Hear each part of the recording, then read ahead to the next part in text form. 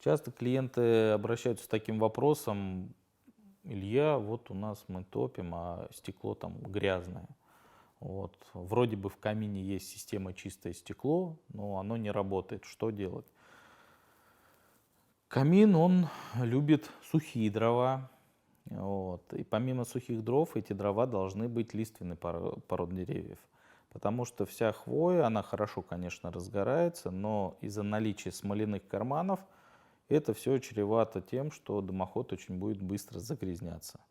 То есть сервис нужно будет уже проводить не раз в год, а каждый квартал. Притом хочется затронуть такой момент, что безопасно это не когда вы топите один или два раза в году. Чем чаще вы топите камин, тем лучше вы его знаете. Вы с камином уже разговариваете на «ты». Знаете все нюансы, как растопить, как камин работает в ту или иную погоду. А когда камин вы топите раз-два в год, это как водитель, который сел за руль раз-два в год.